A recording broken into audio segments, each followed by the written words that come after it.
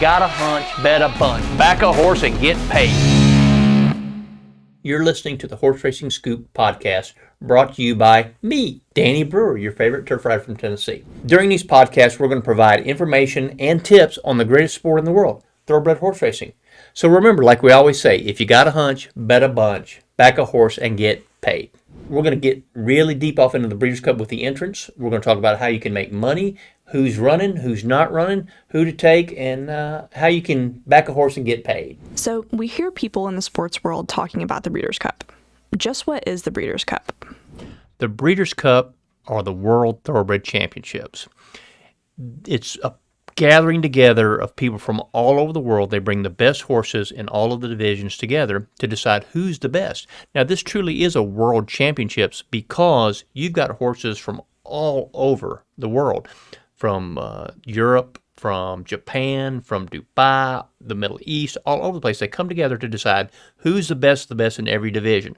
Now, they rotate this around to different tracks throughout the United States, and there's been one time that was run at Woodbine, which is in Canada, but they run it at different tracks so that people can have exposure to this wonderfulness because it's the greatest 2 days in sports, unquestioned in this poor old boy's eyes. Like I said, it's a great event. This truly is a world championship because you've got people from all over the world coming in here. It's not just the people in the United States competing against each other. It's people from all over the world bringing their horses in here to decide who's the best of the best in every division. So you talk about these divisions. Isn't a horse race a horse race?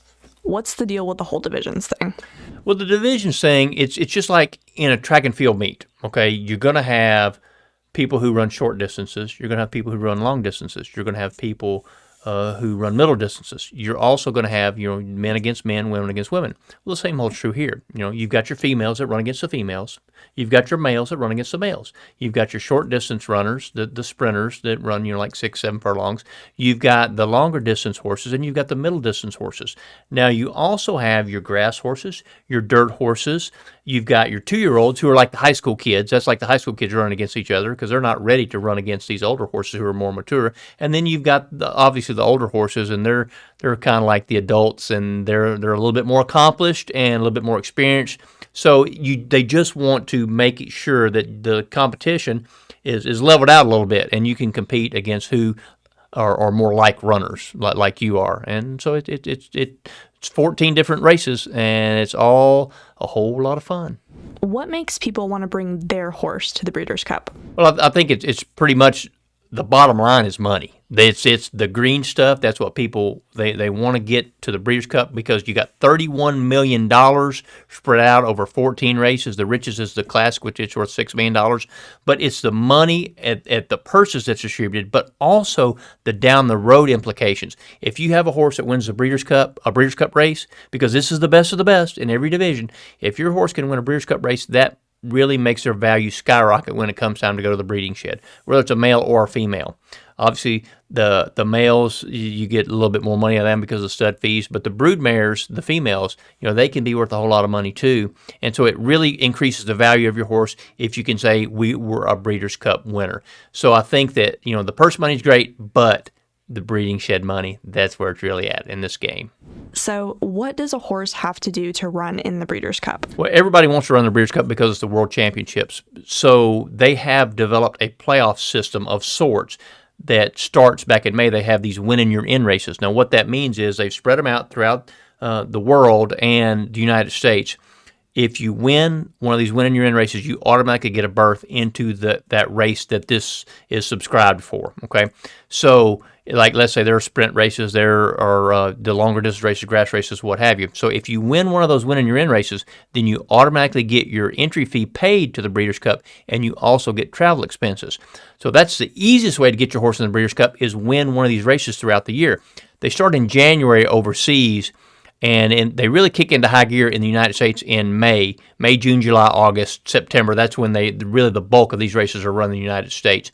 So what happens is if your horse doesn't win one of these races but you want to enter them, you can still get them in there as long as the race is not oversubscribed, meaning if there's too many horses that will enter into it, then it will go to a points. They look at the points because you get, I think, 10 points for winning the race, 4 points maybe for second, 3, 2, like that. So it's a graduating scale. And then if it's still goes to a third tiebreaker, it's going to be a panel of experts who will decide, hey, look, we think this horse is the one who needs to run in this race because they will make it more competitive, and they're really on the peak, and so that's how you get into Breeders' Cup, is if when one of these winning your in races, that's the best way to get in. So you said the Breeders' Cup is run over 2 days. Why? What is the purpose of the 2 days? Well, because you've got 14 races, okay? So they don't want to put too much into one day, because 14 races, that's a lot of horse racing. So they've divided it out where Friday is what they call Future Stars Friday, and that's only for the 2-year-olds. So we've got what they call the juvenile races. So they'll be like the turf sprint and the regular turf and the juvenile fillies and the regular juvenile. And all these are the horses, the superstars for tomorrow. So you'll have like your Kentucky Oaks contenders and your Kentucky Derby contenders for the next year who will be running in these races. And so they've divided it up that way so that we can have 2 days of splendor. And then Saturday is going to be what they call Championship Saturday. And Championship Saturday features all the best of the best in all these different divisions of the older horses. Now, the great thing for a guy like me is it's 2 days of splendor. Man, this is fantastic, you know. So you get warmed up on Friday, and then you go full force on Saturday, and it's fantastic. But they have divided up because they've expanded it. When the Breeders' Cup was first initiated, they had 7 races. Now they've doubled it. There's 14 races. And that was back in 1984 when they first ran the Breeders' Cup. That was when it was initiated. So now it has graduated from 1 day, 7 races to 2 days and 14 races, and it's wonderful. On the next episode, we're going to talk about something really important, how to make money at the Breeders' Cup. Be sure and like this video and subscribe to the Horse Racing Scoop YouTube channel. And always remember, if you got a hunch, bet a bunch, back a horse, and get paid.